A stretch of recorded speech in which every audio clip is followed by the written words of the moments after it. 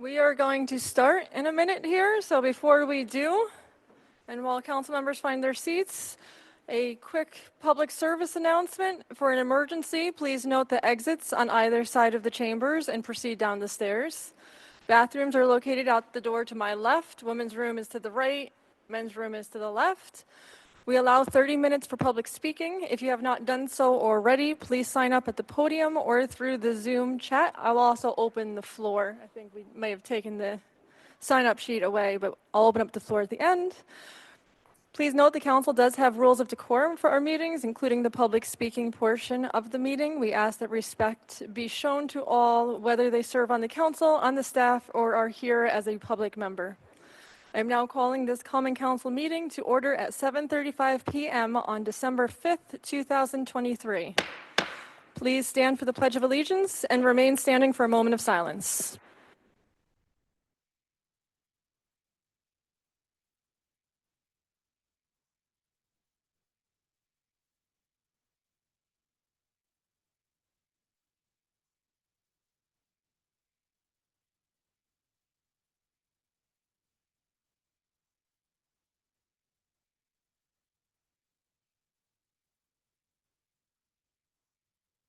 Thank you. You may be seated. May I please have roll call? Alderman Pasty. Here. Alderman Frankel. Here. Alderman Scott Childress. Here. Alderman Worthington. Here. Alderman Muhammad. Here. Alderman Dennison. Here. Alderman Andrews. Excused. Alderman Shabbat. Here. Alderman Hirsch. Here. We have a quorum. Can I have a motion to dispense with the minutes of the previous meeting and approve same? Motion by Rennie Scott Childress, second by Michelle Hirsch. All in favor? Aye. Opposed? Motion is adopted 8-0. Can I have a motion to dispense with the reading of the general bills? Motion by Motion. Rennie Scott Childress, second by Steve Shabbat. All in favor? Aye. Opposed? Motion is adopted 8-0. As council members, we get the opportunity to meet folks from throughout the city and from all walks of life. Throughout our service on the council, we meet community members who generally move us with their acts of kindness and their efforts to better our community. Tonight, we recognize and honor two community members who have gone above and beyond to serve and help others with the Common Council Community Award. This month, we are delighted to present Tibor and Naomi Spitz with the award. They were selected by Alderman Carl Frankel. Yes, I know I practiced and I mispronounced it. I apologize. And at this time, I invite them to join Carl at the podium.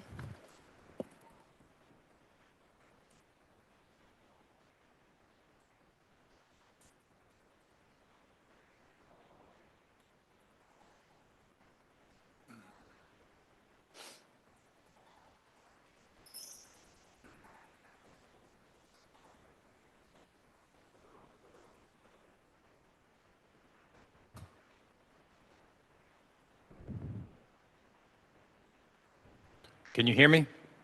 All right. This is going to be for you. Folks, I have a written statement, but I just want to say these are two of the people I admire most in the world. They're just extraordinary human beings, and you're going to find out why when I read this speech. Can you hear me up front, too? Yeah, okay. Yep. I'm a master at not being heard when I give speeches. I first met Tibor and Naomi Spitz about 20 years ago, over 20 years ago. We were on Wall Street, and for one reason or another, we fell into conversation. I immediately found them delightful, big smiles, great energy, and a youthful vibrancy, although they were probably pushing 70 at the time, like my age, right? I'd see them from time to time after that. Tibor has one of the world's greatest bear hugs, and he'd give me one every time we bumped into each other. He's not a big man, but he has one hell of a hug. And in another sense, a more important sense, he is a very big man indeed. As time passed, I got to know him better. Here is just a sampling of who he is and what he's done and accomplished in his life. Tibor was born and raised in what used to be Czechoslovakia, which is now the Czech Republic and Slovakia. He was 12 years old when, during the Holocaust, almost all his relatives were deported to death camps and murdered. Then his town was occupied by the German army, and it came time for his family to be murdered too. Tibor and a few members of his immediate family escaped to the mountains, where they dug themselves an underground hideout in which they spent the following 7 months until the end of World War II. German soldiers searched for them and didn't find them. Against all odds, Tibor survived. Noemi also miraculously survived the Holocaust as a 22-month-old baby. Regardless of the fact that for 5 years he was not allowed to attend any schools, Tibor caught up and soon graduated high school.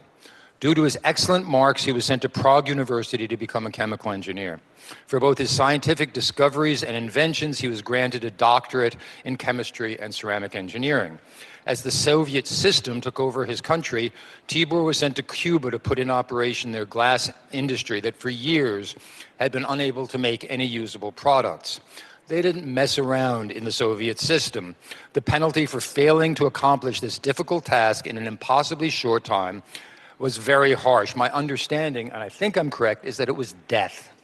However, Tibor was able to start the full production of glass as required, and that saved him. This was when he decided to try for a less stressful life. When he and Noemi were flying from Prague to Havana, the Cuban airplane refueled in Canada. Tibor and Noemi sought political asylum there. It was granted, and they remained working in Canada for the following 9 years before Tibor accepted an offer to move to the USA. He ended up working at National Micronetics in Kingston, which is why they live here, specifically at the Dutch Village Apartments today. Tibor continues to be quite active. A couple of dozen times a year, he shares the story of his life at schools and with the public using slideshow lectures. Last year, PBS purchased and broadcast on its TV channels the documentary film, We Remember: Songs of Survivors, describing Tibor's life in song.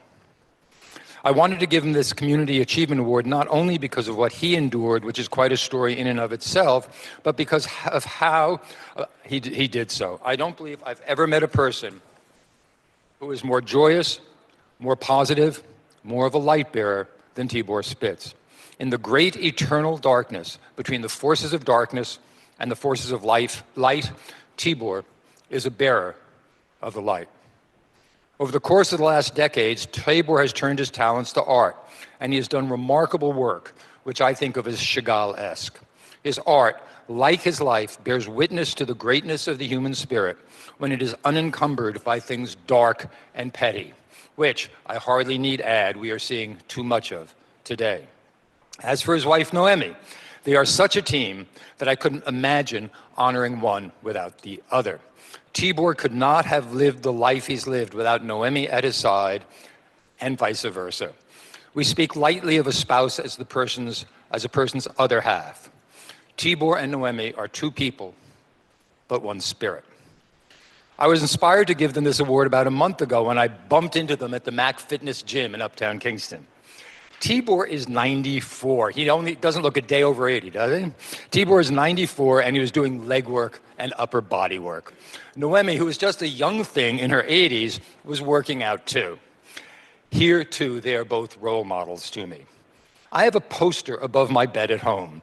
It quotes the final line from the memorable season 1 of the show True Detective. Maybe you're familiar with it. It reads, "Once there was only dark. If you ask me, the light is winning." If this is so, and I believe it is, it's because the earth is graced by people like Tibor and Noemi Spitz. I'm honored to give them this award. You want to say something? Would you like to say something? Optional, totally optional. Thank you very much. We made really a lot of circling around the planet, around the world, and we lived in many cities, could be saying dozens, and we fell in love with Kingston. This is a beautiful town. We didn't want to move again every second year, and this was a very good choice, and I thank you very much for this honor I received at the nice age of 94 and still kicking. Thank you very much.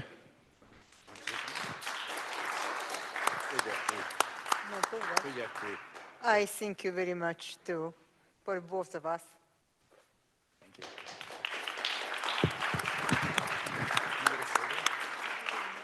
Picture? Do you want another more? Thank you.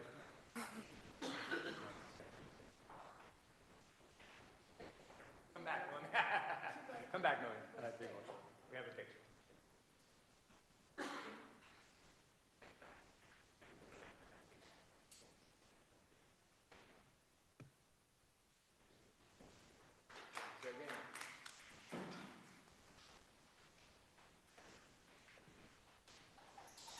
We're now entering into the public speaking portion of the meeting.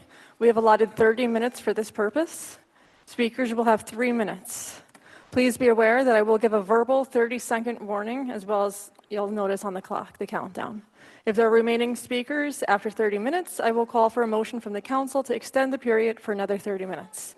Speakers, please direct your comments to the chair, as council members cannot engage in debate during this time. Please come up and state your name and address on the record before you begin. For the audience in chambers and on Zoom, there could be no distractions when a speaker is addressing the council. The Common Council has also received written comments for our consideration, and they could be found on the city's website under tonight's agenda. Can I have the first speaker, please? Lorianne Farina. Close. Lorraine Farina, 155 Highland Avenue. Yeah, thank you. Is it on? Can somebody from the council just check if the green? You're good? Oh, hi. Hello? We got you. Okay. So I'm a 40-year city resident, longtime advocate for clean air in our community. Thanks for this opportunity to speak to you all. I served on the CAC for 6 years and became chair of the Air Quality Subcommittee, and I'm co-founder of the Kingston Air Quality Initiative and the Hudson Valley Air Quality Coalition. I think we can all agree about the unhealthy effects of wildfire smoke we all recently experienced. What is not as known is that there is a tower of firm and accepted science that the emissions from residential wood burning are also dangerous to health and the environment. These include fine particulate matter, PM2.5, as well as many EPA priority toxins such as benzene, dioxins, formaldehyde in high volumes. This is true regardless of whether the smoke is visible or dense or whether the skies turn a sickly orange. There's no safe level of exposure to the fine particulate matter emitted by burning wood. In the same way, there's no safe level of exposure to lead, according to the WHO and the Harvard School of Public Health. Thank you. Health effects include, in addition to respiratory effects and cancers, cardiac arrest, stroke, dementia, infant mortality, including SIDS. Even with air purifiers and tightened building envelopes, smoke is documented to enter homes. Particularly important, and at work here in Kingston, is the phenomenon of hyperlocal pollution areas, which means one neighborhood may experience low levels of pollution at one moment while others have hazardous levels, and that these levels may change throughout the day or day to day, depending on whether wood is burned and where. If one can smell wood smoke, one is at risk. HVAC community members report that this is a worsening problem. Like tobacco smoke, wood smoke produces secondhand smoke, but polluting emissions are proven to be magnitudes worse. This cannot simply be viewed, as a personal choice when in a densely populated city. Entire neighborhoods suffer the effects. Stated goals of the City of Kingston are to encourage healthful living, while protecting the environment. But cycling, walking, simply enjoying the outdoors become very risky behaviors if people have to breathe smoke. The American Lung Association recommends not going outdoors and particularly not exercising when wood smoke is present. The WHO advises that densely populated areas and towns be designated no burn zones. We're fortunate that in Kingston, former council members laid a strong foundation to protect public health and the environment here. They crafted the Anti-Pollution Code, Chapter 30 seconds. 135, Parts 1, 4, 7, and 8. Currently, without enforcement of this code, anyone can burn wood within city limits, and one is simply out of luck and subject to hazardous levels of pollution if a neighbor happens to decide to use a wood stove, fireplace, or fire pit. Residents cannot simply move out of the way in their own residence. It can happen to any of us at any moment. Lower income residents should not be expected to have the financial wherewithal to gird their homes with tighter windows and doors, insulation, air Thank you. purifiers. The 3 minutes is up. The But 3 if you minutes- want, yeah, but if you want to send me an email or send our clerk an email, we could share the comments. I think,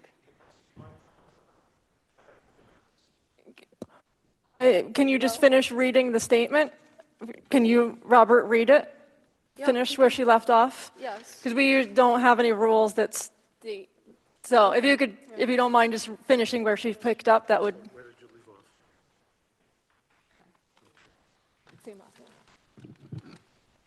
off? This is not fringe science. Every major U.S. school of public health recognizes and advises against exposure to wood smoke. Harvard, Yale, Johns Hopkins, World Health Organization. In fact, 10 states, including New York, have now sued the EPA for providing false data, leading states to believe and act on the false premise that wood stoves can be clean, not unlike the falsehood that coal could be clean.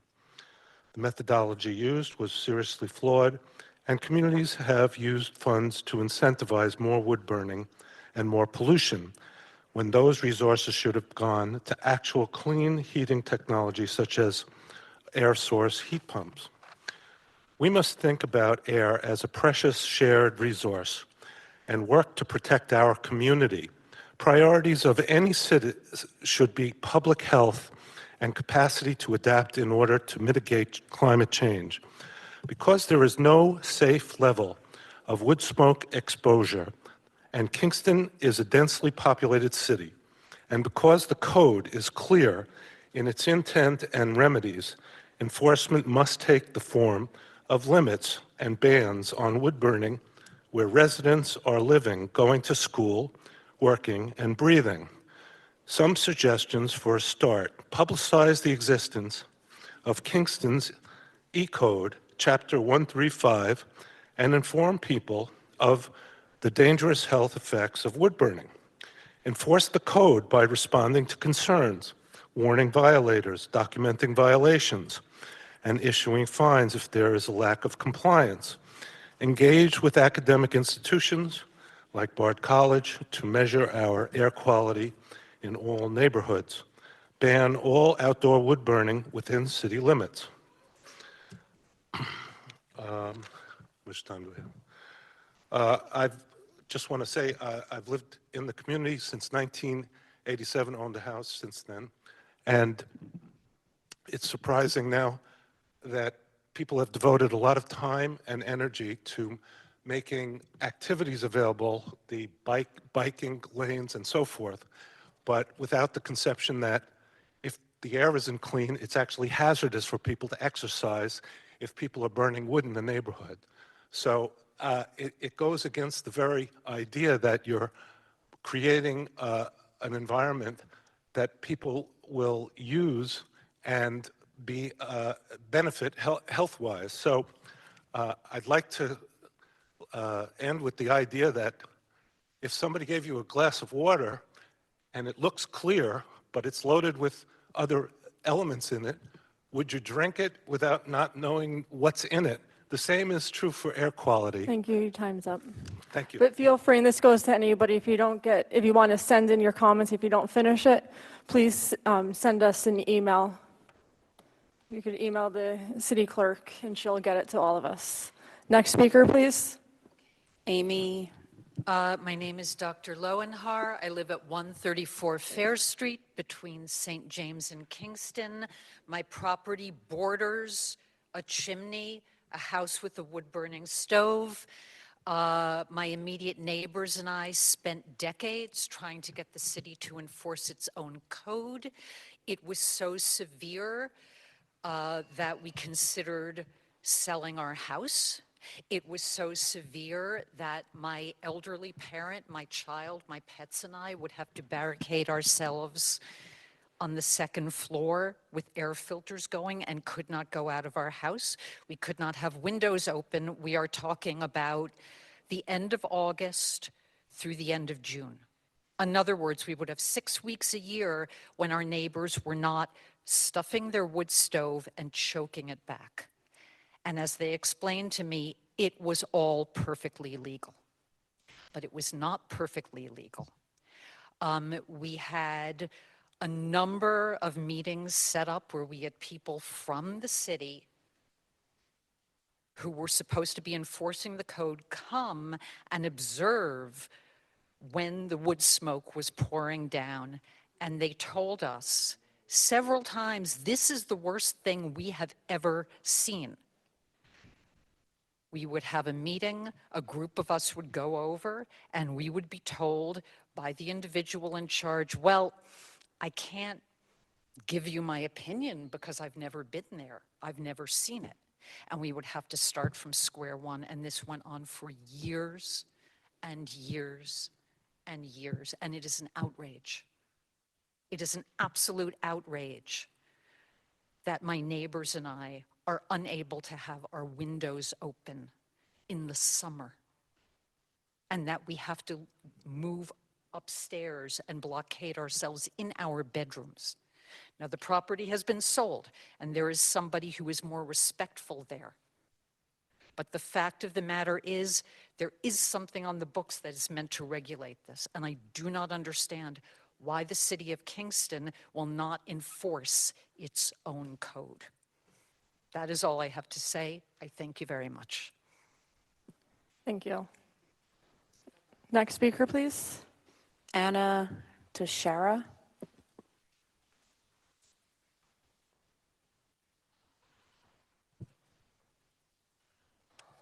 Hello. My name is Anna Teixeira. Ladies, and I lived at 110 Gage Street in Kingston, New York, and for 8 years. Thank you very much for having me here to speak to you tonight. Everybody knows that outdoor air is important, and I am here to tell you that indoor air is just as important. My experience is with both, mostly indoor air, even though my thought is that they are both equally as important. I have been a renter here in Kingston area for 25 years.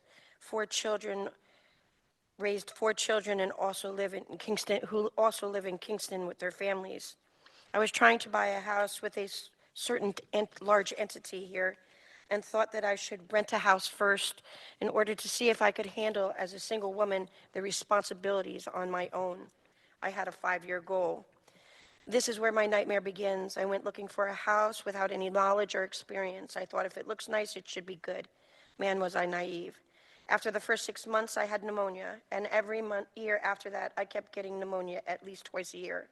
Both of my grandsons, every time they visited, received nosebleeds. I went to the doctor after doctor, and no one knew what was wrong with me. The medical field was baffled and with their lack of knowledge. While in school, on Jordan Scruggs' program, I was with the New Start for Women program. I entered at Communities for Local Power, and they heard my story. I think the pipes bursting on the 2nd floor had something to do with it.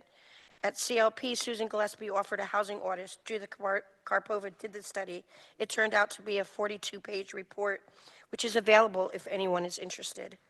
Gas leak, carbon monoxide, gypsum, formaldehyde, lack of heat, no insulation. These are houses that are inspected by the city every year and by other big entities that are here within our city. I had to leave my home. The sheetrock crumbled, buckling paneling. I had to leave my home for 4 days with nowhere to go, with children and babies. I had to live on couch to couch. I reached out to several entities and government representatives and code enforcement who refused to inspect. He told me if there is mold in the house, they are not coming out, and neither are any of his employees. I had to sleep in my car, spend time with friends. I lost everything. I am just starting fresh. It is very hard. Loss of income 30 means seconds. Loss of income means quality of life is affected. I'm still living with mold, black mold at that. I am very sick every 6 to 8 weeks. Please, someone make a difference, make some changes, enforce the law, and make a difference. Save a life. Thank you.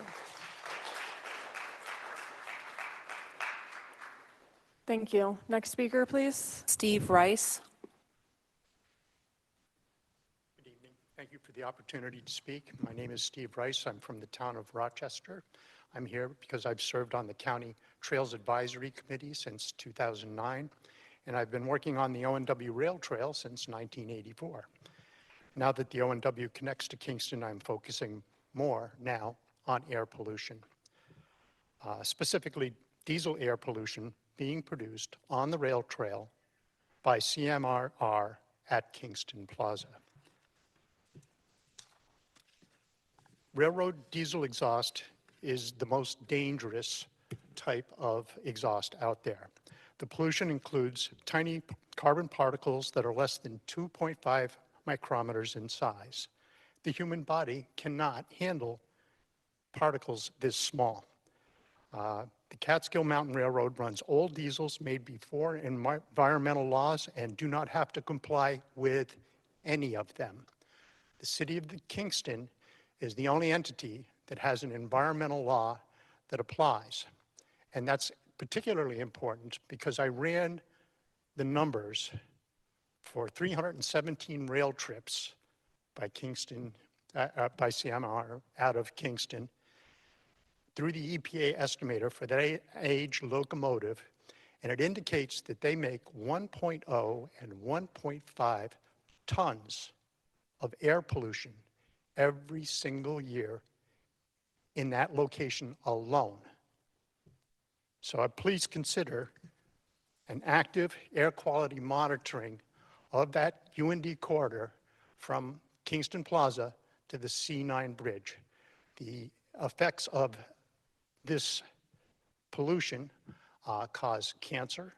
It causes the unique thing about this particular stuff is it not only has the cancer cells, it interferes with your immunity cells so that immunity deficient diseases are another big part of this. I read today, every time you read more, I read today that it actually contributes to glaucoma. Those particles enter your eye and travel back through your eye nerves into your brain. Along the way, they increase your interocular pressure. It's pretty amazing that this railroad is right next to my eye doctor, and I have to wade through that exhaust to get my 30 exam. seconds. So thank you for your attention to this problem. I hope that you will consider exercising your authority over this deadly pollution. Thank you. Next speaker, please. Eli Dutcher.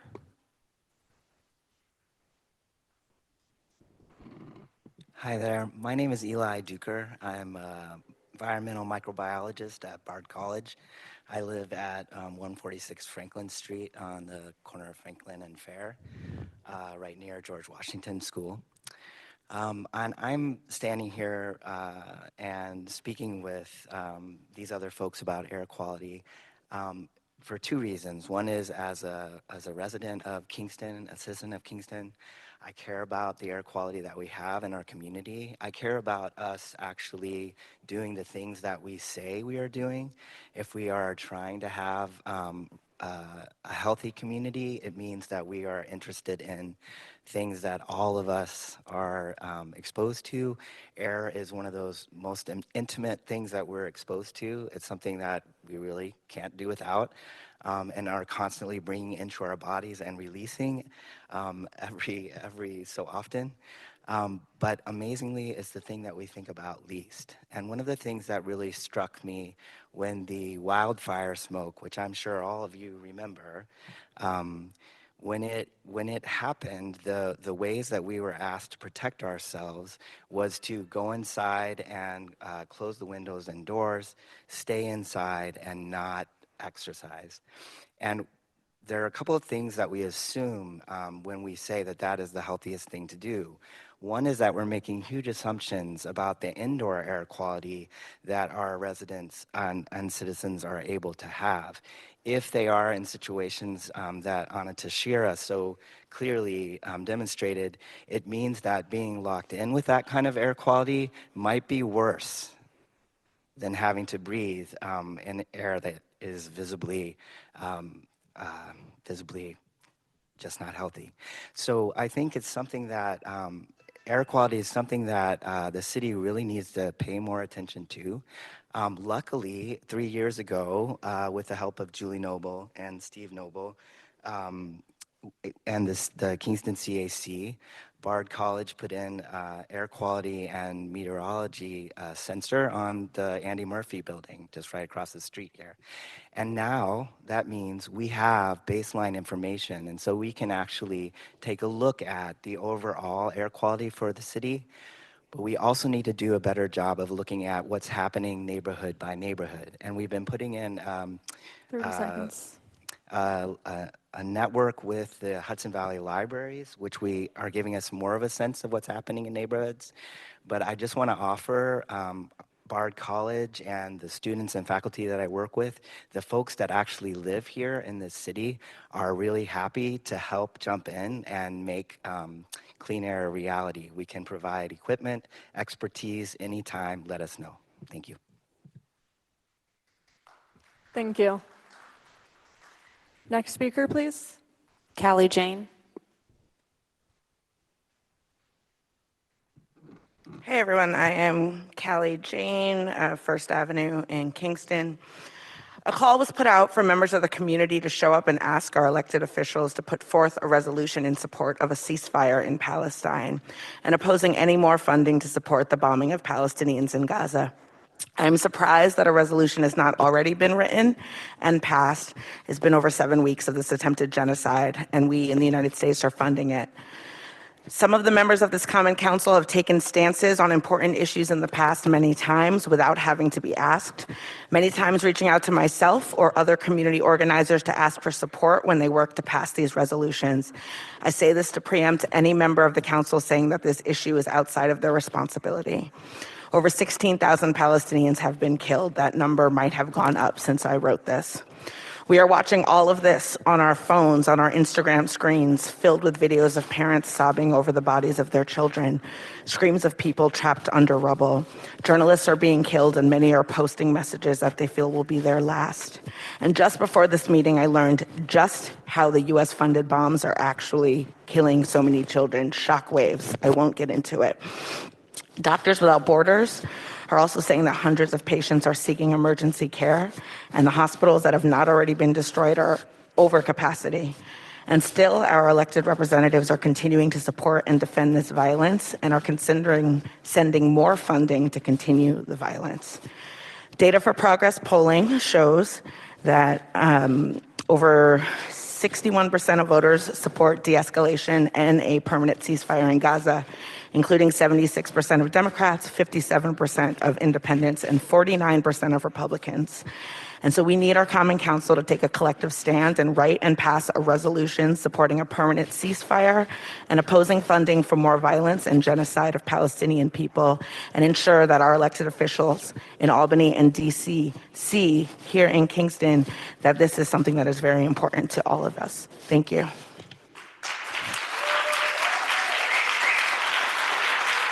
Thank you. Next speaker, please.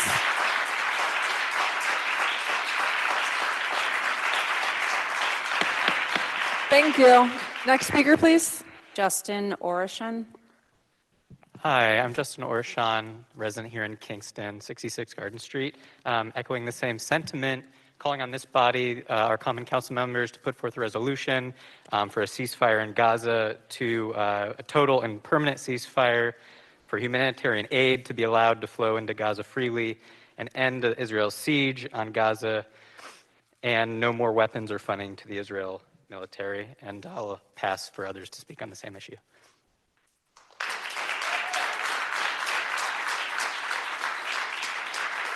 Thank you. Next speaker, please. Jim Shaughnessy.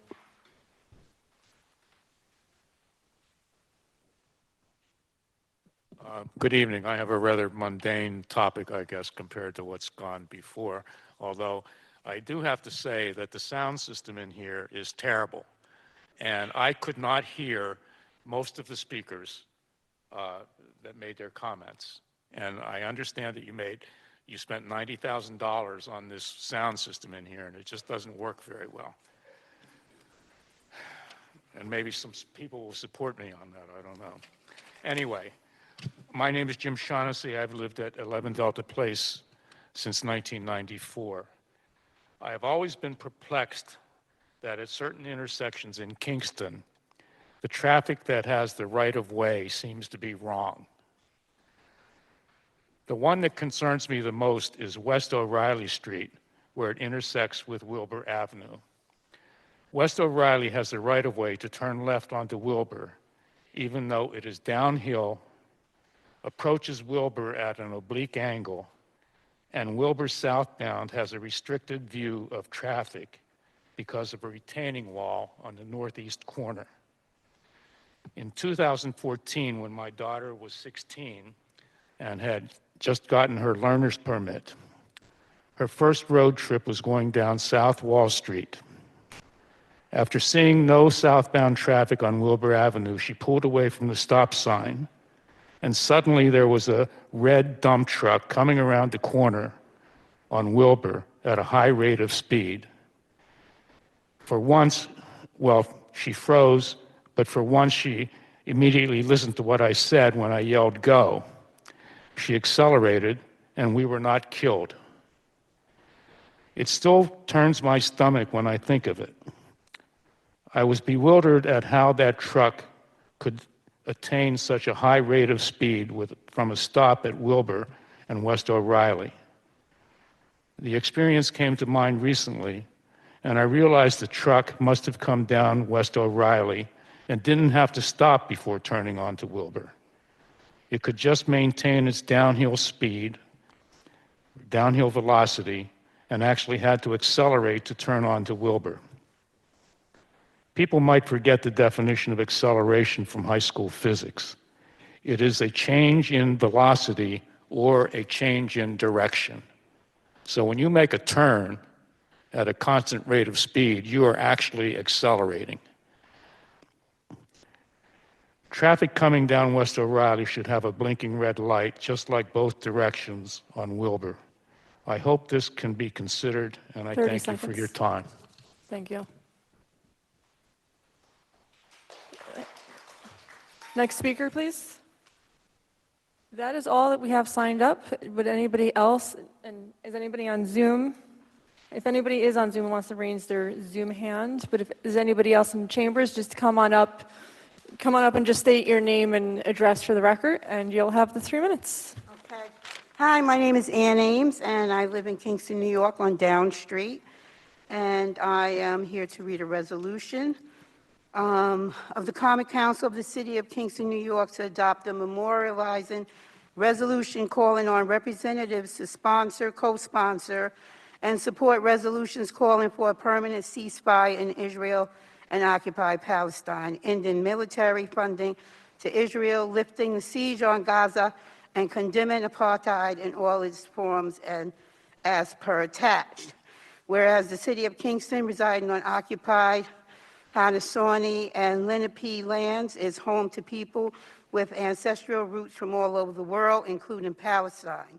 Whereas the City of Kingston recognizes the urgency of human rights abuses in occupied Palestine and Israel and the need to immediate action. And whereas the City of Kingston condemns anti-Semitism, Islamophobia, anti-Palestinian and anti-indigenous settlements, and whereas the City of Kingston believes all sovereign nations in pursuit of self-defense must comply with international humanitarian law regardless of geographic contacts.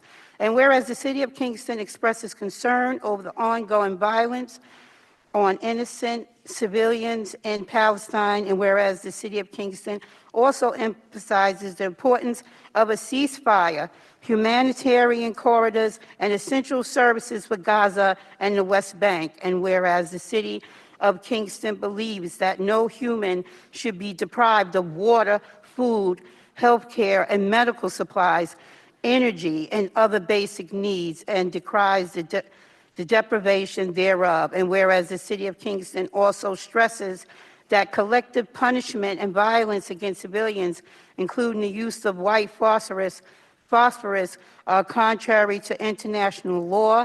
And whereas the City of Kingston also highlights the tragic loss of over 16,000 innocent lives and a dire humanitarian crisis unfolding in Gaza and the West Bank, including the destruction of civilian infrastructure, such as hospitals, houses of worship, schools, and residential homes as of December 5th, 2023, and American exploitation of Palestinian lands to extract 30 liquefied seconds. natural gas, which will certainly abet man-made climate catastrophe. Therefore, be it resolved that the City of Kingston calls upon our leaders in Albany to sponsor and support resolutions calling for a permanent ceasefire in Israel and occupied Palestine to protect and save human lives, ending military funding to Israel, funding and supplying humanitarian aid, condemning apartheid in all its forms, Thank you. Your time and is up. lifting the siege on Gaza. And Thank you.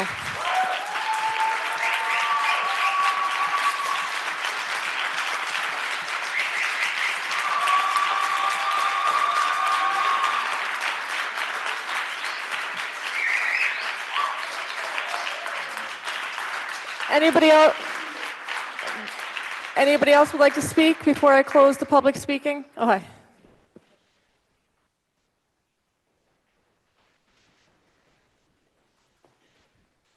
Hi, thank you. Amanda. If you could just say your Cabanillas. name and address for the record, Yeah, please. Amanda Thank you. Cabanillas, Greenkill Avenue. Thank you. I'm just going to pick Can- up where we couldn't hear you. Can you say that again? Amanda Cabanillas, Greenkill Avenue. Thank you. you. I'm picking up where Ann left off here.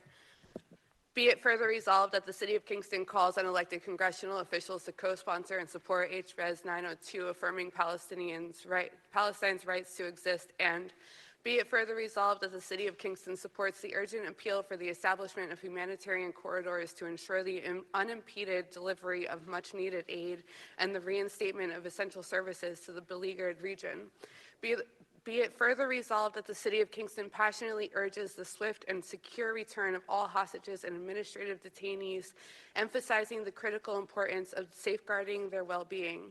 Be it further resolved that the City of Kingston declares the ecocide and gross environmental abuses of Palestinian lands is incompatible with internationally set climate goals, including the Paris Agreement. Be it further resolved that the city clerk is directed to send a copy of this resolution to U.S. Senator Kristen Gillibrand, U.S. Senator Charles Schumer, U.S. House Representative Patrick Ryan, Governor Kathy Hochul, State Senator Michelle Hinchey, State Assemblywoman Sarahana Shrestha, County Executive Jen Metzger, Ulster County Legislative Chair Tracy Bartels, Ulster County Legislator Phil Erner, Ulster County Legislator Abe Uchitel, and Ulster County Legislator Brian Cahill. Now therefore be resolved by the Common Council of the City of Kingston, New York, that this resolution thereupon be adopted. Thank you.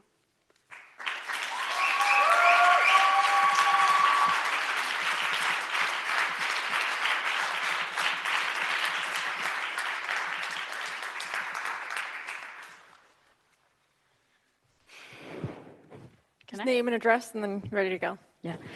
My name is Liliana Sierra. I live at 30 Fairmont Avenue in Can you Kingston. say the name? Sorry, the name one more time. Liliana Sierra. I'm continuing with the resolution that was drafted by a group of folks who are here as a way to encourage the work of this body here.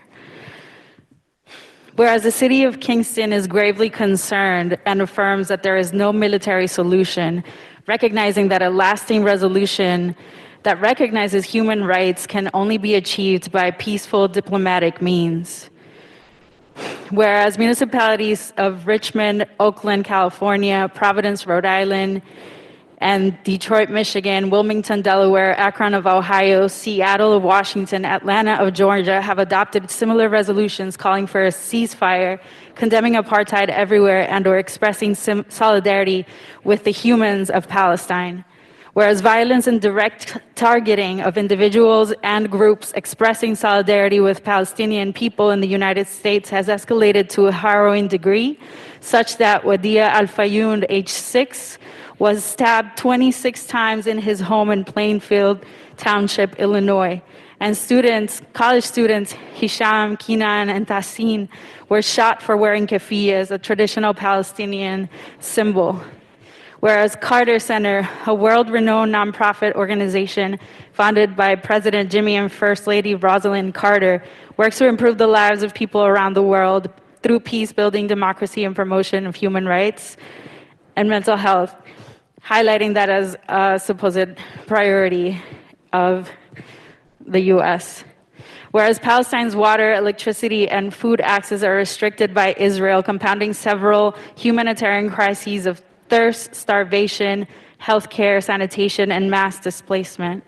Whereas thousands of unindicted Palestinians, including minors as young as 14, have been imprisoned under administrative detention for years before 2023, amounting to severe crimes against humanity.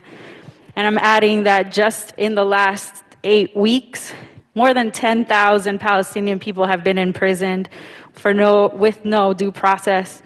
And these so-called administrative detentions can last up to 6 months, and then they can be renewed another 6 months indefinitely with no due process.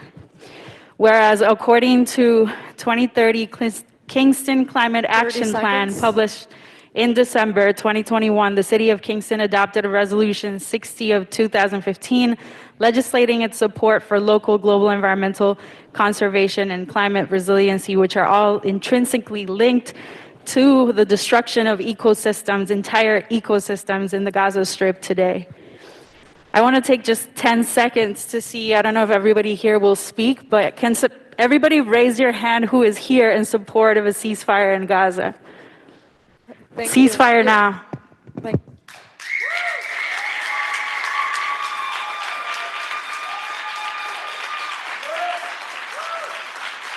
Are there any other speakers? Seeing no other speakers, I will close the public speaking portion of the meeting. You would like to speak? Okay, so we already have the 30 minutes, so can I have a motion from the council? You could come up. You could come up. Motion from the council, Bob Dennison, second, Michelle Hirsch. All in favor to extend the public speaking? Anyone opposed? We are now extended the public speaking. So if you could just say your name and record, and address for the record. Yep, Zira Bloom, 51 Fairview Avenue. I just first want to thank my neighbors who put the time in to draft that proposal. I think that language is perfect, and I stand by it 100%. So I just wanted to say a few words as well. Every hour that we fail to interrupt the flow of funds and weaponry to Israel is another hour that people are killed in Gaza, separated from their families and homes, and systematically deprived of access to food, fuel, and electricity. Residential blocks are being turned to rubble. 6 blocks in one bombing yesterday, I've got to understand. Internally displaced people are gunned down by Israeli forces as they seek shelter along the supposed safe corridor. Nowhere is safe in Gaza right now, and that lack of safety extends globally, most notably for our Palestinian neighbors throughout the world, such as our neighbors in Burlington, who were attacked by a white gunman last week. Calling for a ceasefire should be the absolute bare minimum, but unfortunately, our representatives in DC are more interested in spending their time debating how best to repress and criminalize the natural outrage against this genocide being live streamed before our eyes. I urge all my fellow Kingston residents and all members of the Common Council to do everything in their power to make our community safer and to stop the unconscionable violence happening in Gaza. Thank you.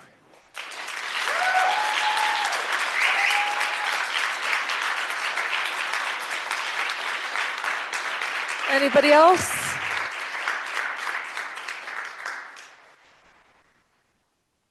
Seeing, oh, you wait until the last minute. No, come on up. Thank you. If you could just say your name and address. Yeah. My name is Emily Taylor. I live at 66 Garden Street in Kingston. I also want to speak in support of the resolution calling for a ceasefire. And it is beyond me to understand how anybody could find a statement like that to be controversial. Over the past 2 months, we have watched hospitals being destroyed and put under siege in a region where medical care is already so difficult to get that the median age there is only 19. It should not be controversial to say that that is wrong. We've watched as people around the world have tried to send aid to the Palestinian people. And that aid has not been allowed to pass the borders and has not been allowed to make it to the people who desperately need it. And it should not be controversial to say that that's wrong. We've been watching as 16,000 Palestinian people have been killed, and nearly half that number has been children. Now, there should not be any controversy in condemning that. Gaza is a region with completely closed borders, where people are not allowed to leave. Even as bombs are being dropped on their homes and their communities, they're not being allowed so much as the basic human right to flee to a place of safety. Human rights organizations have called Gaza the world's largest open-air prison. But when you have a prison where people of a certain ethnic background are trapped and then systematically murdered, there is a better name for that than a prison. That is called a concentration camp. And there should be no controversy in declaring that that is wrong and condemning any government that does that to its own people. We've been told, the Israeli government and the US government have told us that the purpose of this violence is to wipe out Gaza, but their actions have shown us that the purpose of this violence is to wipe out the Palestinian people. What we've watched happening over the past 2 months has not been a war, it's a genocide. And we're standing in front of the Common Council of our city today asking that you take the step to publicly say that genocide is wrong. I hope that that will be an easy decision for you. Thank you.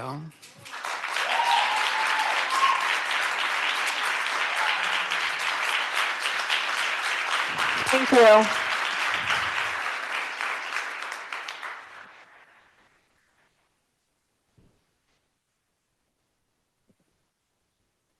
My name is Alana Roth. I live at 58 South Manor Avenue in Kingston, New York. I came here to support the resolution that my neighbors and community members have so eloquently spoken for this evening. I did not plan to speak today, but I do feel compelled to share.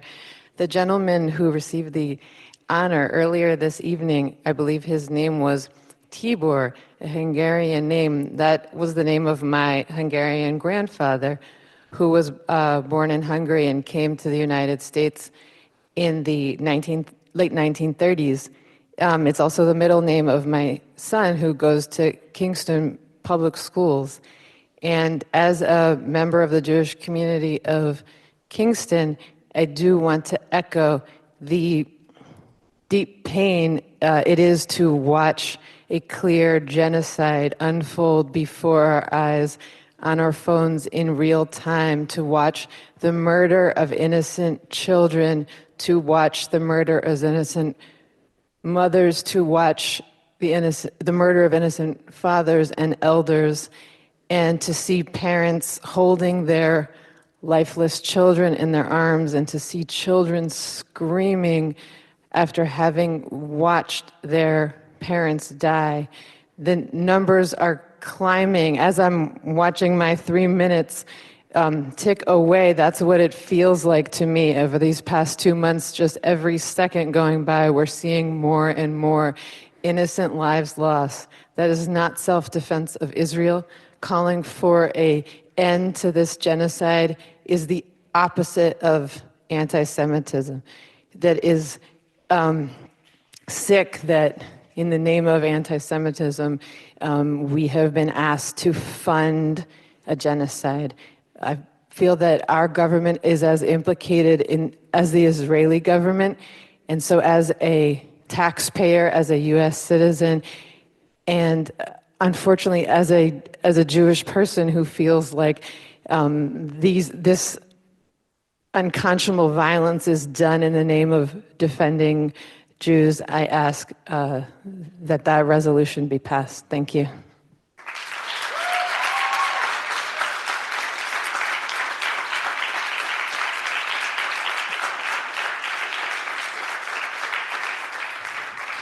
Thank you. Is there anyone else?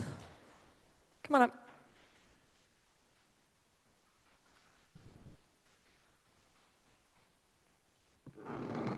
Hello. Okay. My name is Isaac Hoiwaso. I live at 22 Maiden Lane. I don't have anything prepared, and I don't have that much to say. I think these people have said it more eloquently than I could, but I just wanted to be a second Jewish voice for peace in the room. I can't explain how painful it is to watch this kind of violence unfold and be told that to speak out against that is to detach myself from my own people. I'm not anti-Semitic. I am Semitic, and that's why I'm an anti-Zionist, because I will not watch another group of people suffer the way that my ancestors have suffered, the way that my family has suffered. So ceasefire now, please. It is a moral obligation. Thank you.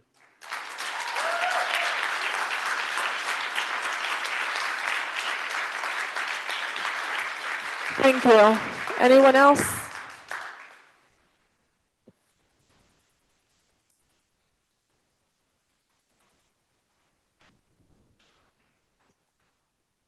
Hi.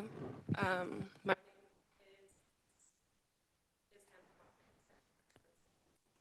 Is it? I live at 24 Westchester Street, and I'm also in agreement with my neighbors calling for a ceasefire in Gaza. And this has been such a hard couple months, and it's been really emotional. Personally, aside from this conflict, in the past 3 weeks, I lost 2 of my really good friends. And trying to live while experiencing that has felt so hard, and I can't stop thinking of the people in Gaza who have lost their entire families. Sometimes they are a child so young and they have no family anymore. Or adults that have lost everyone else around, like in their family. And then imagining that at the scale of like neighborhoods, cities, communities, almost 2 million people displaced, and to know that that we are not valuing Palestinian lives, that we are saying that this is somehow helping keep Israeli lives safe, which it is not. I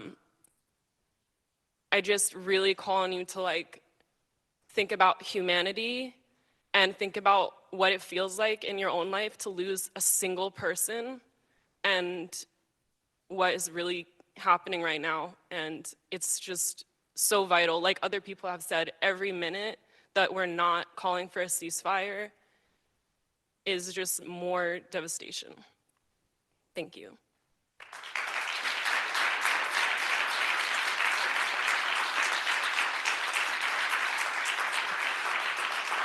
Thank you. Anyone else? Okay. Seeing no one else, I will close the public speaking portion. We'd love for you to stick around and witness the rest of the meeting, but if you would like to leave, just if you could limit the talking, because the acoustics in this room are not very good, as was pointed out earlier. We'll also take a 2-minute break, too, for anybody who does want to depart, but you're also more than welcome to stay. Thank you.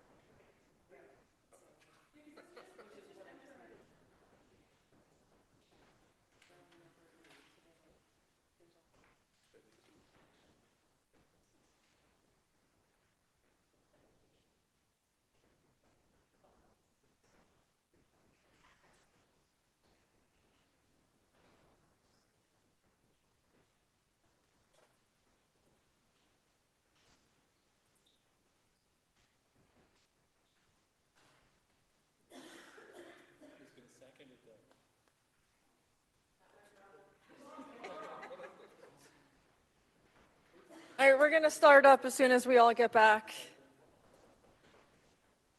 Where'd everybody go?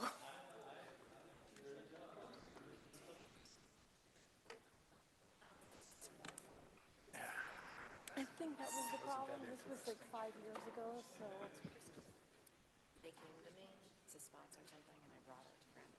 They didn't want to do it. It's too divisive.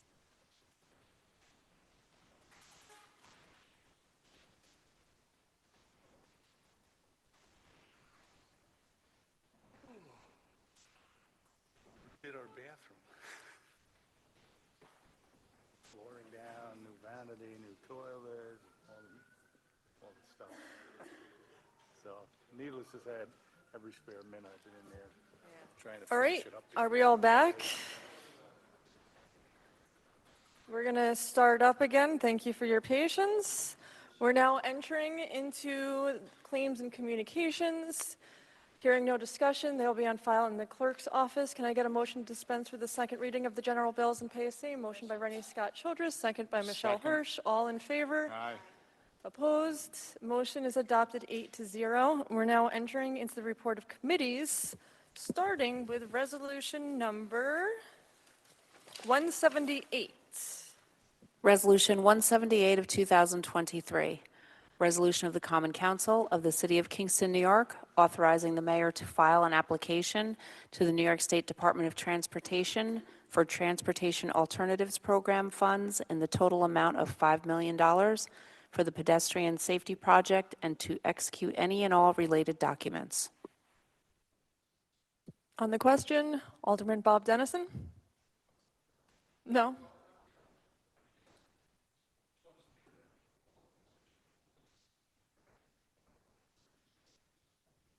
Thank you. Anyone else? Hearing no further discussion, I'll call for the vote. All in favor? Aye. Opposed? Resolution is adopted 8-0. Moving to resolution number 179, please. Resolution 179 of 2023. Resolution of the Common Council of the City of Kingston, New York, authorizing the transfer of $90,145 from contingency in the city clerk's budget to cover the expense of updated alarm systems and increased insurance fees. On the question? Hearing no discussion, I'll call for the vote. All in favor? Aye. Opposed? Resolution is adopted 8-0. Moving to resolution number 180, please. Resolution 180 of 2023. Resolution of the Common Council of the City of Kingston, New York, authorizing the transfer of $34,200 from contingency in the Planning Department budget to cover the expense of masonry wall repair caused by vehicle damage at the Firemen's Museum. On the question? Hearing no discussion, I'll call for the vote. All in favor? Opposed? Resolution is adopted 8-0. Moving to resolution number 181, please. Resolution 181 of 2023. Resolution of the Common Council of the City of Kingston, New York, authorizing the transfer of $12,500 to provide funding for previously approved wastewater treatment plant headworks projects. On the question? Hearing no discussion, I'll call for the vote. All in favor? Aye. Opposed? Resolution is adopted 8-0. Moving to resolution number 182, please. Resolution 182 of 2023. Resolution of the Common Council of the City of Kingston, New York, authorizing the transfer of $60,479.76 in the fire department to balance accounts. On the question? Hearing no discussion, I'll call for the vote. All in favor? Opposed? Resolution is adopted 8-0. Moving to resolution number 183, please. Resolution 183 of 2023. Resolution of the Common Council of the City of Kingston, New York, authorizing the transfer of $1,500,000 of the New York State Empire State Development Restore New York Communities funds. On the question, Alderman Rennie Scott Childress.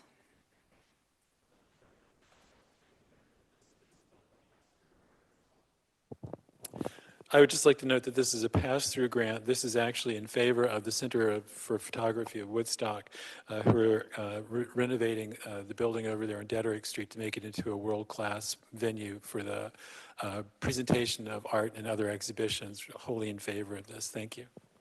Thank you. Anyone else? Hearing no more discussion, I'll call for the vote. All in favor? Aye. Opposed?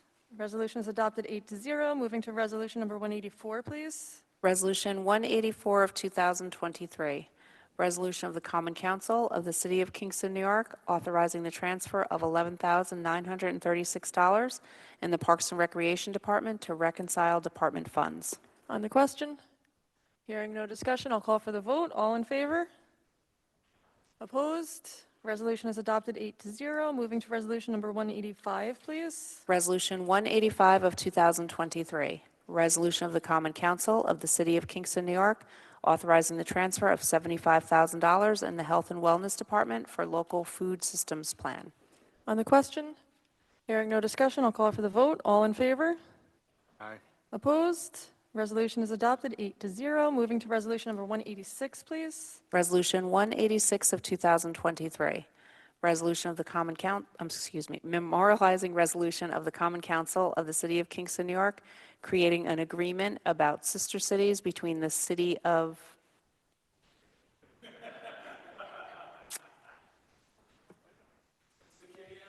Securiani and the City of Kingston, New York. On the question? Hearing no discussion, I will call for the vote. All in favor? Opposed? Oh, did you have? I have no idea if I called the vote. All in favor? Opposed? Resolution is adopted 8-0. Can't stop me mid-sentence there. Next resolution, please, 187. Resolution 187 of 2023, resolution of the Common Council of the City of Kingston, New York, repealing Chapter 22, Article 4, Heritage Area Commission. On the question?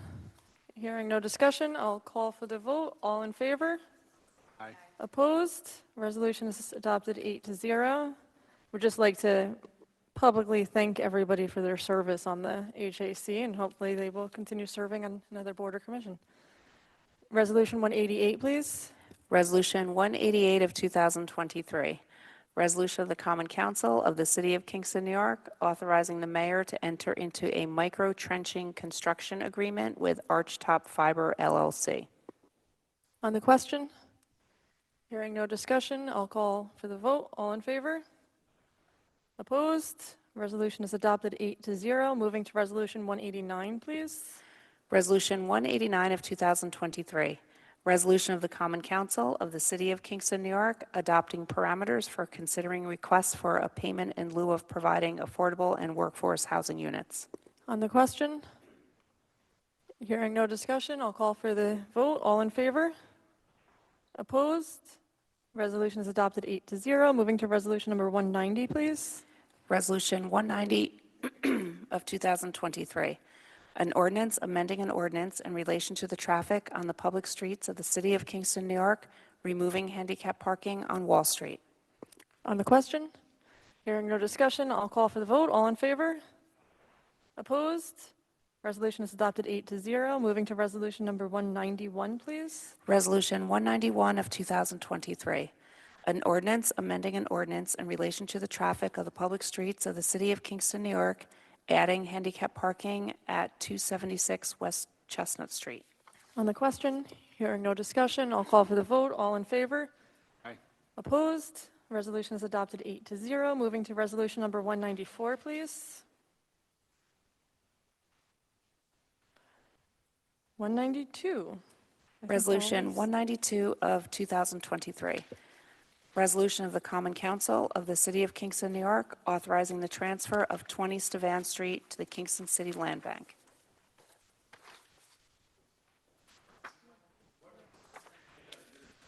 Oh, the numbers are off on our legislation list. Oh, okay. So I'll just mark it. That is formally known, the resolution formerly known as 194 on our legislation list is resolution 192.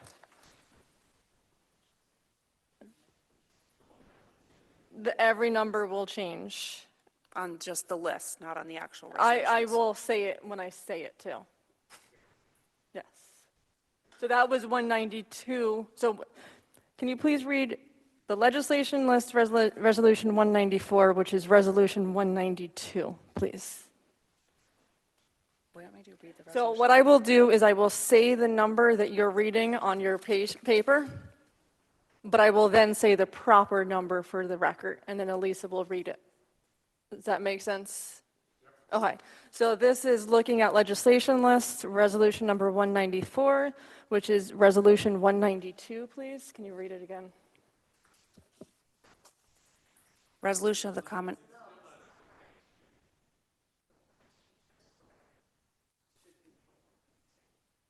that is what I read. Read that again.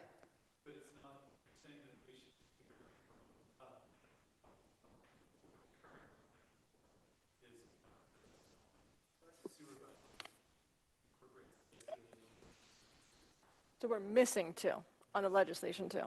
On the le-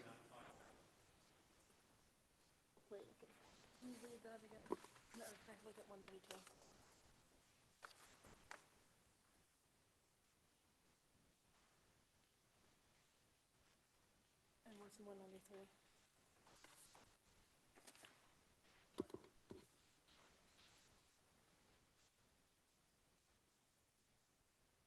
We didn't vote on these last month? These are, no. The MOA, the PBA union MOA? No, isn't that?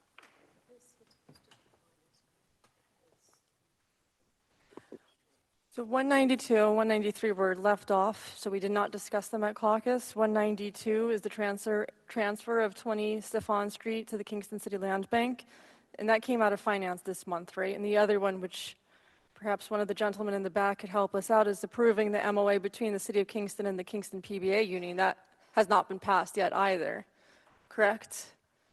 That was this month's finance? Okay, so these were properly passed out of finance, but they were left off our legislation list, so we did not go over them. So they're in the packet, they're online. They just weren't on this piece of paper that we go off of. Okay, so I'll give a little bit more time for your thought, but both of these were discussed and passed out of finance and audit, I believe, with a 5-0 vote on both. Okay, all right, so change track, just the resolution 192 is the Stefan Street to Kingston City Land Bank, and then the second one is the MOA. If anybody has any clarifying questions on them, just to trigger memory on what they were, just feel free to ask. The Stefan Street, does anybody have questions on that, transferring the property to this Kingston City Land Bank? Okay, can you please read that again? So this is resolution 192. Resolution 192 of 2023. Resolution of the Common Council of the City of Kingston, New York, authorizing the transfer of 20 Stefan Street to the Kingston City Land Bank. Are there any questions? Well, I just want to comment on it. Stefan Street should be, I'm glad to see this here. I think it's time to move that property. It's been vacant for a number of years, and the longer it lays there vacant without the attention of the land bank or someone to develop it, the worse condition it'll be in. So I would encourage people to support the resolution. Thank you. Anyone else? Hearing no further discussion or any concerns, I'll call for the vote. All in favor? Opposed? Resolution is adopted 8-0. Moving to resolution 193, which is not on your legislation list, but which Elisa will read. Resolution 193 of 2023. Resolution of the Common Council of the City of Kingston, New York, approving the MOA between the City of Kingston and the Kingston PBA Union. Anybody have any questions to make sure that you have the memory of this one? We talked about it in great detail at finance. Great. On the question, hearing no discussion, I'll call for the vote. All in favor? Opposed? Resolution is adopted 8-0. Now back on track with what the paper says in front of us. This is resolution 194, please. Resolution 194 of 2023. Resolution of the Common Council of the City of Kingston, New York, hereby adopting the following changes to the Mayor's 2024 recommended budget by amending the 2024 General Fund and Sewer budget to incorporate approved CSEA and Management Handbook increases. On the question, hearing no discussion, I will call for the vote. All in favor? Aye. Opposed? Resolution is adopted, 8-0. Moving to resolution number 195, please. Resolution 195 of 2023. Resolution of the Common Council of the City of Kingston, New York, hereby adopting the following changes to the mayor's 2024 recommended budget by amending the 2024 general fund and sewer budget to increase the budgeted salary for the Director of IT to $111,380. On the question, hearing no discussion, I'll call for the vote. All in favor? Opposed? Resolution is adopted, 8-0. Moving to resolution 196, please. Resolution 196 of 2023. Resolution of the Common Council of the City of Kingston, New York, hereby adopting the following changes to the mayor's 2024 recommended budget by amending the 2024 general fund to redistribute the Common Council's salaries as follows. On the question, hearing no discussion, I'll call for the vote. All in favor? Opposed? Resolution is adopted, 8-0. Moving to 197, please. Resolution 197 of 2023. Resolution of the Common Council of the City of Kingston, New York, hereby adopting the following changes to the mayor's 2024 recommended budget by amending the 2024 general fund to add a consultant to the Common Council budget. On the question, hearing no discussion, I'll call for the vote. All in favor? Opposed? Resolution is adopted, 8-0. Moving to resolution 198, please. Resolution 198 of 2023. Resolution of the Common Council of the City of Kingston, New York, authorizing the 2024 general fund budget as amended with total expenditures of $52,222,123. On the question, hearing no discussion, I'll call for the vote. All in favor? Opposed? Resolution is adopted at 8-0. Moving to resolution 199, please. Resolution 199 of 2023. Resolution of the Common Council of the City of Kingston, New York, recommending the approval of a total of $17,966,969 in taxes to be raised by the city's 2024 budget. This includes a tax levy of $17,949,757. On the question, hearing no discussion, I'll call for the vote. All in favor? Opposed? Resolution is adopted, 8-0. Moving to resolution 200, we have well, let's read it first. Resolution 200 of 2023. Resolution of the Common Council of the City of Kingston, New York, requesting approval of the city's 2024 sewer fund budget with total expenditures of $6,155,769. On the question, Rennie Scott Childress. I'd like to move that we alter that number to $6,197,813. Is there a second? There's a motion on the floor to amend the number. Is there a second? Second by Alderwoman Sarah Pasty. All in or anybody on the question of this change? Then I will call for the vote. All in favor to make this change? Aye. Opposed? The change is adopted, 8-0. I'll ask the clerk to reread the new resolution, please. Resolution 200 of 2023. Resolution of the Common Council of the City of Kingston, New York, requesting approval of the city's 2024 sewer fund budget with total expenditures of $6,197,813. On the question, hearing no discussion, I'll call for the vote. All in favor? Aye. Opposed? Resolution is adopted, 8-0. Moving to resolution number 2001. 201. I'm very tired. We were very busy tonight. Resolution 201 of 2023. Resolution of the Common Council of the City of Kingston, New York, to approve the city's 2024 city sewer rate at an amount of $7.11 per unit. On the question, Alderman Rennie Scott Childress. I move that we change the per unit rate to $7.13. There's a motion to make this change. Is there a second? Second by Sarah Pasty. Anybody on the question to make this change? Hearing no discussion. All in favor to change from 7:11 to 7:13? Aye. All in favor? All opposed? The motion is adopted 8-0. Can you please read the new resolution? Resolution 201 of 2023. Resolution of the Common Council of the City of Kingston, New York, to approve the city's 2024 city sewer rate at an amount of $7.13 per unit. On the question, hearing no discussion, I'll call for the vote. All in favor? Opposed? Resolution is adopted 8-0. Moving to Resolution 202. Resolution 202 of 2023, resolution of the Common Council of the City of Kingston, New York, in accordance with RPTL 1901 and PRTL 1903, recommend authorization to adopt a base proportion ratio of 55.81950% homestead and 44.18050% non-homestead for the 2024 tax year. On the question, hearing no discussion, I'll call for the vote. All in favor? Aye. Opposed? Resolution is adopted 8-0. Moving to Resolution 203.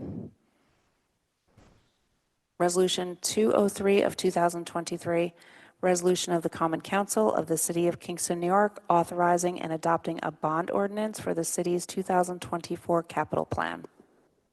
On the question, hearing no discussion, I'll call for the vote. All in favor? Aye. Opposed? Resolution is adopted 8-0. Moving to Resolution 204, which is a bond ordinance, so I'll ask for a long roll. Resolution 204 of 2023, bond ordinance dated December 5th, 2023. An ordinance authorizing the issuance of $2,926,000 bonds of the City of Kingston, Ulster County, New York, to pay the cost of various city purposes in and for said city. Alderman Mohammed? Alderman Dennison? Alderman Andrews? Excused. Alderman Shabbat? Yes. Alderman Hirsch? Yes. Alderman Pasty? Alderman Frankel? Yes. Alderman Scott Childress? Yes. Alderman Worthington? Yes. The bond is adopted 8-0. We now move to the first reading of Local Law 7. Since it's the first reading, there'll be no action. Local Law 7 of 2023. Local Law of the Common Council of the City of Kingston, New York, amending Local Law 4 of 1992. Moving to the first reading of Local Law 8. Again, is the first reading, so no action. Local Law 8 of 2023 of the Common Council of the City of Kingston, New York, amending Section 390.80, immobilization and impounding of vehicles. That concludes our communications. I would like to start off the next portion by closing in memory of Jack Finch. I'm not sure if folks knew that he passed away over the weekend. A Kingston staple. Yeah, he was 95 years young, a middle school social studies teacher here in Kingston, then principal of Myra Elementary.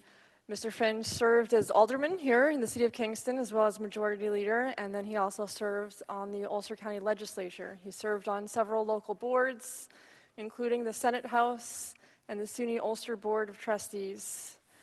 A quick little story that I'm not sure most of you know, but when we started the Common Council Community Award, when it came to Ward 6, former Alderman Tony Davis, the first person he thought of to honor was Mr. Finch. And me knowing Mr. Finch, I was super excited, and then Tony had to call me and say Mr. Finch refused to take the award because he felt like he didn't deserve it. Which is totally not true, but it also goes to speak on what a humble and kind and gentle man Mr. Finch was. And I feel like that isn't said in sincerity often these days, but Mr. Finch was a true gentleman and a true public servant. I'm going to miss seeing him around personally. And not only did he serve Kingston and Ulster County, but he also served the United States in the Navy, to which I say, job well done, sir. So thank you. Alderman Steve Shabbat. I would just like to add a little bit to that. I've known Jack for a long time. Actually, Jack, beginning of his teaching career, taught at PS number 3, which is my alma mater, several years before I got there, but it was always a source of discussion that we could discuss downtown and number 3 school. And also, he's got such a long list of things he's done. Our lives have kind of intertwined. You know, he knew my father and my mother. Actually, Jack sold my father our house. Jack was such a nice guy. You don't find many nicer people around than Jack. He was pleasant to talk to. He was easy to talk to. I would always seek him out at events, and he was at every event that we have around here. I love being with him. You know, I can't say enough about how nice a guy he was. So I just wanted to add my feelings to that. Thanks, Steve. Alderman Rennie Scott Childress, then Alderman Bob Dennison. Thank you. I'd like to close the meeting in honor of Ernst Schoenrene, who died at the end of October just after celebrating his 86th birthday. Ernst was born in Cambridge, Massachusetts, grew up there, and then in Geneva, New York. Ended up falling in love in that time period with the Adirondacks. He spent much of his adult life after graduating from Yale in California, where he taught in Chico, California, both in the grade schools there, but also at the California State University branch. He was a wonderful teacher, taught an amazing array of courses in different areas, and then toward the end of his life, he and his wife moved back east so they could be closer to the Adirondacks, agreeing to move to Kingston, where they lived just a block away from me over on Lounsbury Place. He participated in poetry gatherings here, Ask play readings, the Socrates Life Spring program, the Musical Society of Kingston, and he was an active member of Holy Cross Santa Cruz Episcopal Church. He has a number of children in the area and across the country. Wonderful man, absolutely delightful, and he will sorely be missed. Thank you, Rennie. Bob? I just want to add to what Steve and Andrea said about Jack Finch. He truly was a gentleman, always, all the time, and he will be missed greatly. If memory serves, he taught driver's ed as part of his adventure, I believe. He may have taught you to drive, I don't know. Didn't do a good job at that. I know, but I'm sorry? He lived past 50. Jack was a sweetheart and a true gentleman, always, so. That is the one thing that I keep hearing people say, a true gentleman. And you just don't hear that said about a lot of people, so. Anyone else, Steve? Yeah, I have one more. Again, this is a young fellow. He died way before his time. I remember this boy from Biddy League basketball. We go back that far. Frank Sass. Actually, his dad was my predecessor as alderman in my ward, once removed. Frank was born in Kingston and had a real gift for music. He moved to Nashville in the 80s. I probably haven't seen him since then. And he pursued his dream. It was a musical career. He was a drummer on the road all the time. He was an engineer. He loved music. And, you know, he was lucky enough to do that, as his life's dream. He enjoyed returning here, spend time with his family at home. He is survived by his wife, Lisa, 2 daughters, 2 brothers and 2 sisters, a lot of nieces and nephews here. I know the family very well, although I haven't seen this young man in quite some time, but I know them all very well, and it's sad to see somebody so young pass. Thank you. Thanks, Steve.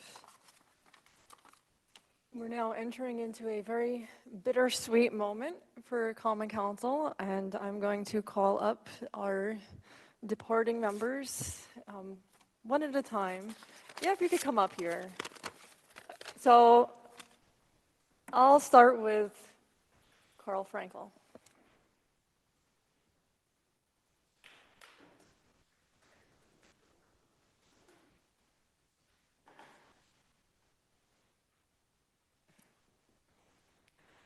Until Alderman Frankel's tenure, I never had to keep track of a council member's time on the floor. So in honor of his long speeches, I have a 15-minute presentation I'm going to give right now. No problems with that, right? In seriousness, as a wordsmith, those speeches allowed Carl to advocate for what he truly believed was the right thing to do, and his passion and devotion were evident in his words. You took up this role to give back to the community, which is something that you told me before you sworn in our meeting when we met at your house, sat at your front porch. And although the role does end up being different from what folks anticipate when they enter, I hope you know that your 2 years were a service to the community and something that you should be immensely proud of for stepping into. So on behalf of the Common Council, I thank you for your service and wish you good serves and much happiness.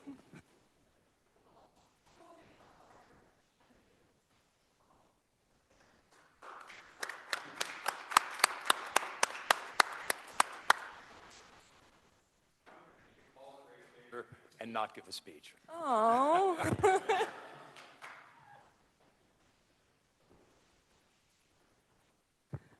Next, I'll ask Naima Muhammad to come up.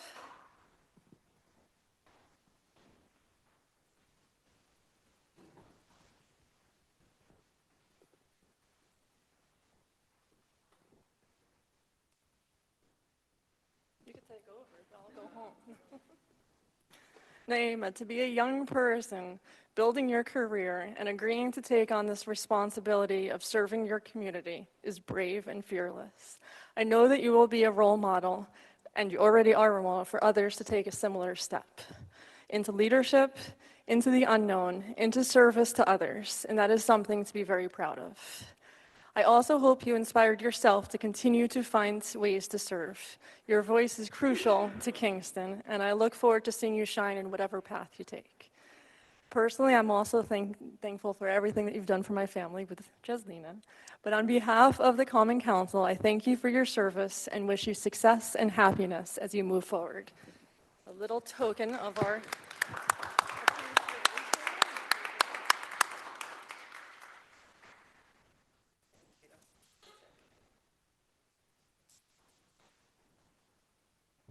last but certainly not least, Rita Worthington.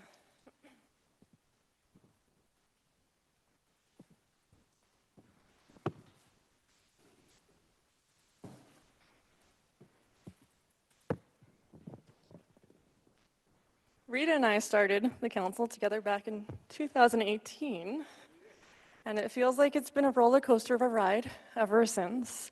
But one thing I always knew would be stable within the turbulence was that Rita would always fight for what was right.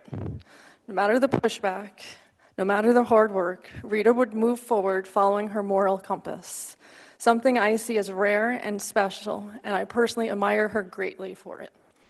Rita has served as Majority Leader, Chair of Community Development, Chair of Laws and Rules, Chair of the Policing Special Committee, always leading others with her strength and grace.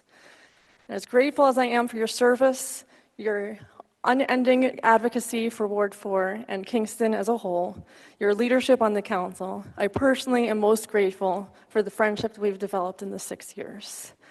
There were many days that I could not have continued in this position without knowing you had my back.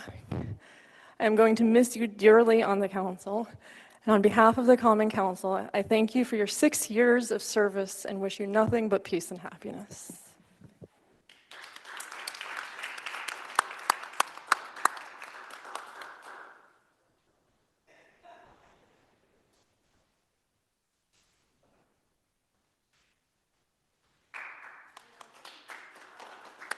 Naima, I totally forgot. Did you want to say a few words and then? Do you want to say a few words? Short, real sweet, real short rather. It has been a pleasure most times. The good days have outweighed the bad days, and so I will miss you all sorely. However, you will still see me. Just because I'm not sitting in these seats right here doesn't mean that I will, forget the fight of advocacy on behalf of the residents of Kingston. So until you see me again, you'll see me again. I'm not done yet. You're not done, not yet, not done yet. Yeah, got to come to the other meetings. But thank you so much for the honor. I appreciate it. Does anybody else want to say a few words? Okay, then if nobody else wants to speak, Carl, are you sure? All right. Then I will take a motion to adjourn. Motion by Michelle Hirsch, second by Rennie Scott Childress. We are hereby stand adjourned until the next regularly scheduled meeting, which as of today is Thursday, December 14th, 2023 at 7:30 p.m., but that will most likely change. So but officially it's December 14th. Thank you and have a good night.